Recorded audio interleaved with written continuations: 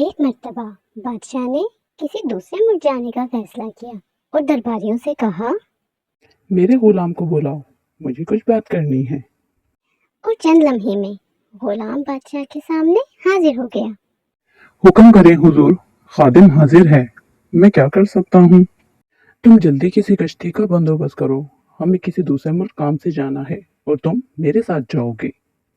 خادم نے یہ سنا کہ وہ بھی ساتھ جائے گا تو بہت پریشان ہوا، لیکن چپ چاپ بادشاہ کے پیچھے چل پڑا۔ خادم نے آج سے پہلے کشتی کا سفر کبھی نہیں کیا تھا اور خادم کو پانی سے بہت زیادہ ڈر لگتا تھا۔ وہ بہت پریشان تھا لیکن کچھ کہہ نہیں سکتا تھا، اس لیے خاموشی سے بادشاہ کے پیچھے چلتا رہا۔ بادشاہ نے خادم کی خاموشی کو محسوس کیا تو پوچھا، کیا بات ہے خادم، آج تم بہت خاموش ہو، کیا تم میرے ساتھ جانا نہیں چاہتے یا کسی اور بات پر پریشان ہو؟ نہیں حضور، ایسا تو کچھ بھی نہیں ہے، میں تو آپ کے ساتھ جانے کے لیے بہت خوش ہوں۔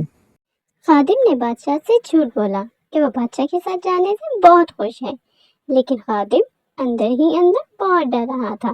اسے سمجھ نہیں آ رہی تھی کہ وہ بادشاہ کو کس طرح بتائے کہ وہ پانی میں سفر نہیں کر سکتا، اسے بہت ڈر لگتا ہے۔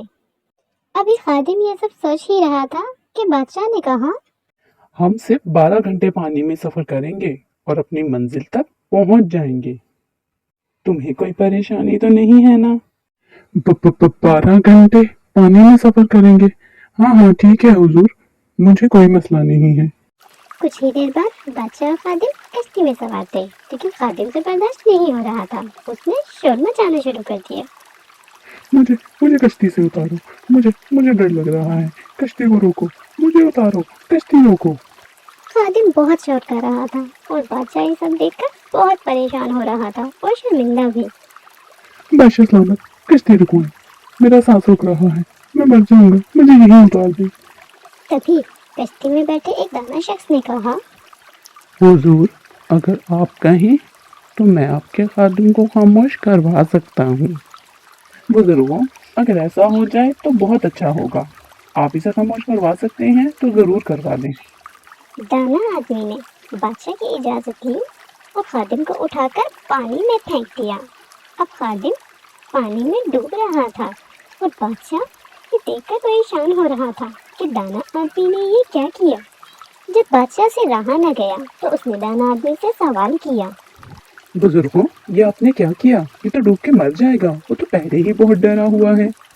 حضور، آپ پریشان نہ ہوں، ہم ابھی اس کو پانی سے نکال لیں گے۔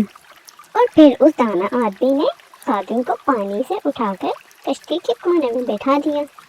اب خادم خاموشی سے دبک کر کشتی کے کونے میں بیٹھا ہوا تھا۔ بادشاہ نے دیکھا تو دانا آدمی سے پوچھا، بزرگوں، یہ کیا حکمت تھی؟ میں کچھ سمجھا نہیں، خادم بالکل پرسکون ہو کر بیٹھ گیا ہے۔ حضور، اس نے کبھی ڈوبنے کی تکلیف نہیں اٹھائی تھی، اس لیے یہ کشتی کے آرام کو نہیں جانتا تھا۔ آرام کی قدر وہی جان سکتا ہے جو تکلیف جھیل چکا ہو۔